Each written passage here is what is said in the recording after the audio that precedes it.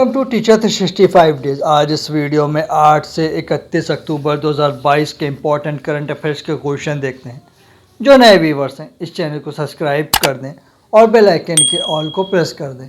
और हाँ, इस पूरे वीडियो का PDF फाइल आप मेरे टेलीग्राम चैनल से डाउनलोड कर सकते हैं, जिसका लिंक डिस्क्रिप्शन बॉक्स में। तो आइए देखते हैं पहला क्वेश्चन। किस भारतीय ने international hockey federation player of the year award लगातार दूसरे वर्ष जीता? पहला ऑप्शन है हरमनप्रीत सिंह, दूसरा ऑप्शन है PR श्रीजेश, तीसरा ऑप्शन है विवेक प्रसाद और चौथा ऑप्शन है इनमें से कोई नहीं। सही आंसर है Harmanpreet Singh. International hockey federation ने हरमनप्रीत सिंह को लगातार दूसरी बार पुरुष कैटेगरी में international hockey federation player of the year 2021-22 चुना है। हरमनप्रीत सिंह भारतीय डिफेंडर 26 वर्ष के हैं। हरमनप्रीत सिंह लगातार 2 वर्षों में प्लेयर ऑफ द ईयर पुरस्कार जीतने वाले दुनिया के चौथे खिलाड़ी बन गए। अगला क्वेश्चन देखते हैं। इंटरनेशनल हॉकी फेडरेशन ने गोलकीपर ऑफ द ईयर पुरुष वर्ग के अवार्ड किसने जीता? पहला ऑप्शन है पनेसर, दूसरा ऑप्शन है एंड्रयू चॉर्टर, तीसरा ऑप्शन है ग्रिफिथ और चौथा ऑप्शन है PR श्रीजेश। सही आंसर है PR श्रीजेश। भारतीय गोलकीपर PR श्रीजेश ने international hockey federation goalkeeper of the year पुरुष वर्ग के 2022 का अवार्ड जीता। बेल्जियम के लोइक वेन डोरेन दूसरे और नीदरलैंड के प्राइमिन ब्लॉक तीसरे स्थान पर रहे। अगला क्वेश्चन देखते हैं।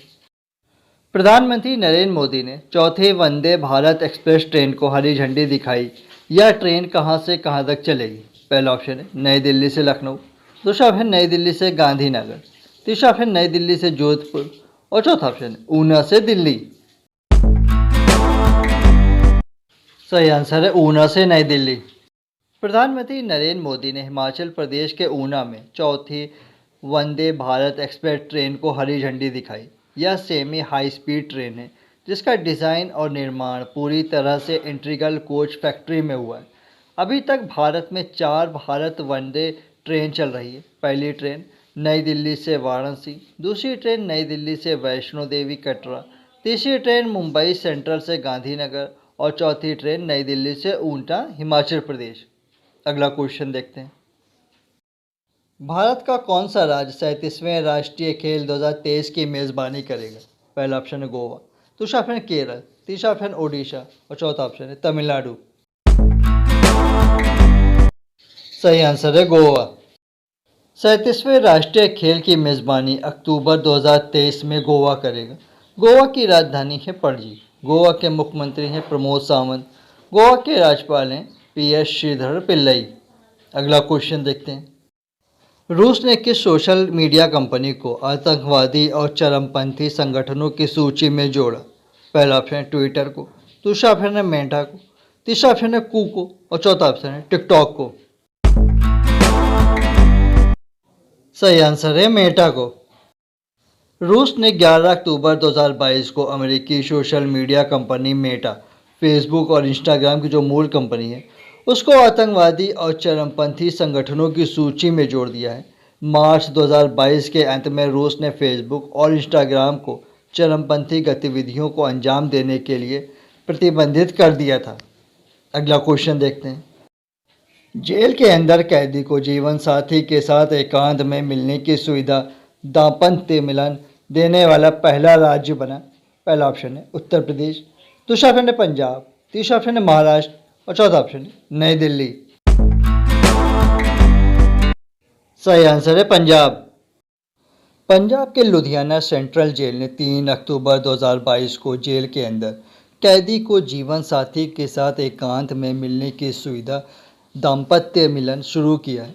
इस सुविधा में उन्होंने एक अलग कमरे में अपने जीवन साथी के साथ 2 घंटे समय बिताने दिया जाएगा। अगला क्वेश्चन देखते हैं। मेडिकल की पढ़ाई को हिंदी में शुरू करने वाला पहला राज्य बना। पहला ऑप्शन है मध्य प्रदेश, दूसरा ऑप्शन है ओडिशा, तीसरा ऑप्शन है केरल और चौथा ऑप्शन है असम। सही आंसर है मध्य प्रदेश। गृह मंत्री अमित शाह ने 16 अक्टूबर को मध्य प्रदेश के भोपाल से इसका उद्घाटन किया। इस प्रोजेक्ट के तहत सबसे पहले MBBS के पहले वर्ष के 3 विषयों को हिंदी माध्यम में किया जाएगा। पहला एनाटॉमी को, दूसरा फिजियोलॉजी को, तीसरा बायोकेमिस्ट्री को। धीरे धीरे आगे के वर्षों में इसे अन्य विषयों में लागू किया जाएगा। तकनीकी शब्दों में कोई बदलाव नहीं किया गया है। अगला क्वेश्चन देखते हैं। विश्व खाद्य दिवस कब मनाया जाता है? पहला ऑप्शन है 5 अक्टूबर, दूसरा ऑप्शन है 12 अक्टूबर, तीसरा ऑप्शन है 16 अक्टूबर और चौथा ऑप्शन है 28 अक्टूबर। सही आंसर है 16 अक्टूबर। 1945 में संयुक्त राष्ट्र खाद्य और कृषि संगठन के स्थापना दिवस की याद में हर वर्ष 16 अक्टूबर को विश्व खाद्य दिवस मनाया जाता है।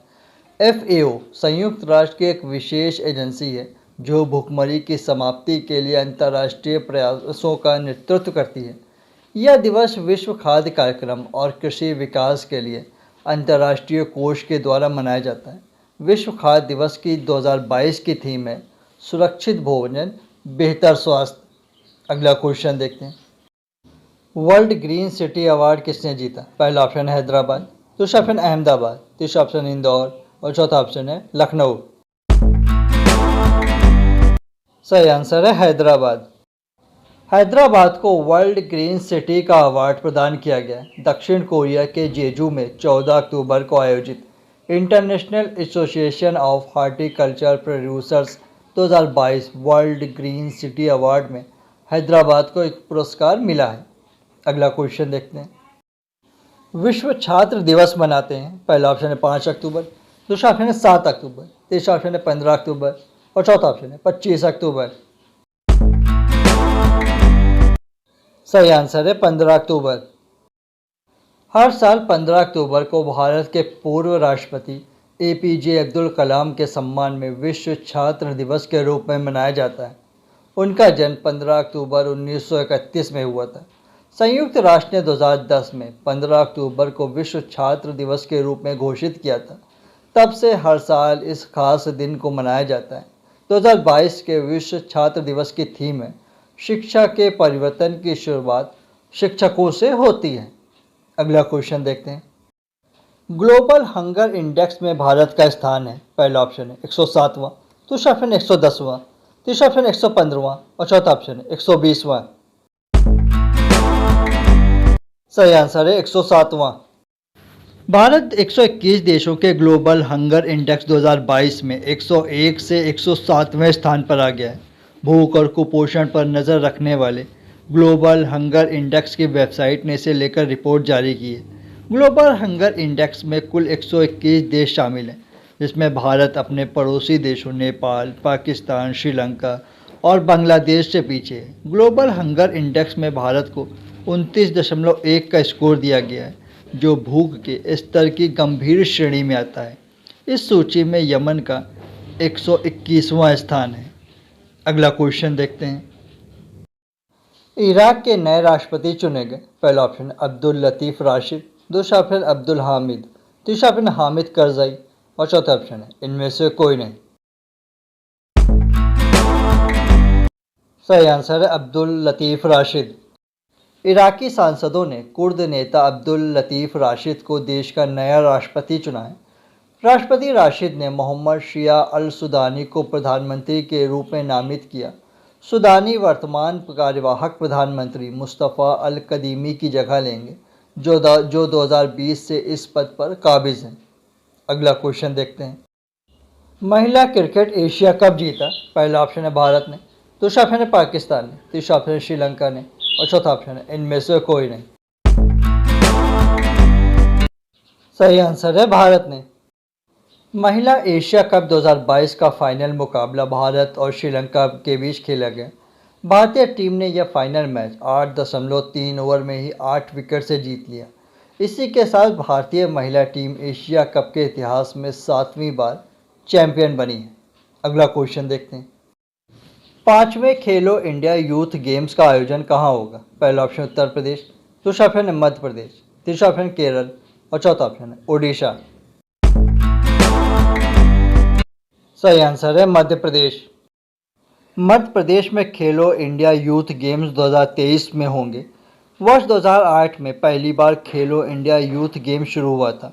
इसका आयोजन प्रदेश के 8 शहरों भोपाल, इंदौर, उज्जैन, ग्वालियर, जबलपुर, मंडला महेश्वर और बालाघाट में किया जाएगा। इसमें 30 खेल होंगे जिसमें प्रदेश के 7,000 से ज़्यादा खिलाड़ी भाग लेंगे। अगला क्वेश्चन देखते हैं। बंधन बैंक ने अपना ब्रांड एम्बेसडर बनाया है। पहला ऑप्शन है सौरव गांगुली को, दूसरा ऑप्शन राहुल द्रविड़ को, तीसरा ऑप्शन सानिया नेहवाल को और चौथा ऑप्शन सानिया मिर्जा को। सही आंसर है सौरव गांगुली को। पूर्वोत्तर राज्यों के विकास के लिए केंद्रीय मंत्रिमंडल ने किस योजना को मंजूरी दी? पहला ऑप्शन है पीएम डिवाइन, दूसरा ऑप्शन है पीएम विकास, तीसरा ऑप्शन है पीएम पूर्वोत्तर और चौथा ऑप्शन है इनमें से कोई नहीं। सही आंसर है पीएम डिवाइन।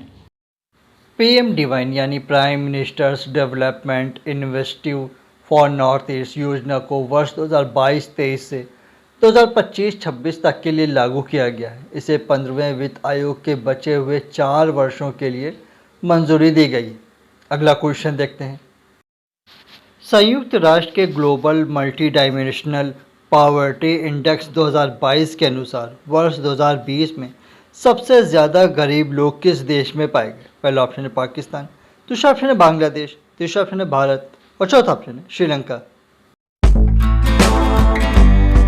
सही आंसर है Bharat. Global multi dimensional poverty index 2022 के अनुसार वर्ष 2020 में दुनिया में सबसे ज़्यादा गरीब लोग भारत में पाए गए। वर्ष 2020 में भारत में 228.9 मिलियन लोग गरीब पाए गए।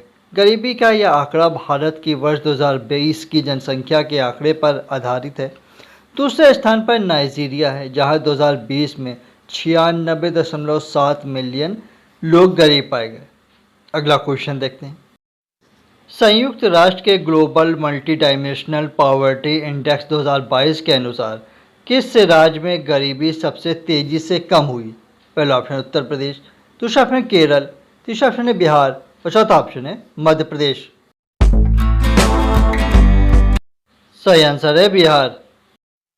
हाल ही में संयुक्त राष्ट्र विकास कार्यक्रम यूएनडीपी और Oxford poverty and human development initiative OPHI द्वारा वैश्विक बहुआयामी गरीबी सूचकांक एमपीआई 2022 जारी किया गया। वर्ष 2015-16 में सबसे गरीब राज्य बिहार में एमपीआई मूल्य में निरपेक्ष रूप से सबसे तेज कमी देखी गई। बिहार में गरीबी का प्रतिशत वर्ष 2005-06 के 77.4% से गिरकर 2015-16 में 52.4% और 2019-21 में 34.7% हो गया। अगला क्वेश्चन देखते हैं।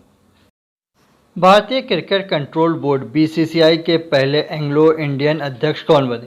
पहला ऑप्शन संदीप पाटिल, दूसरा ऑप्शन रवि शास्त्री, तीसरा ऑप्शन रोजर बिन्नी और चौथा ऑप्शन इनमें से कोई नहीं। सही आंसर है रोजर बिन्नी। रोजर बिन्नी भारतीय क्रिकेट बोर्ड के 36वें अध्यक्ष बने। रोजर बिन्नी निर्विरोध इस पद के लिए चुने गए। बिन्नी इससे पहले कर्नाटक राज्य के क्रिकेट संघ के अध्यक्ष थे।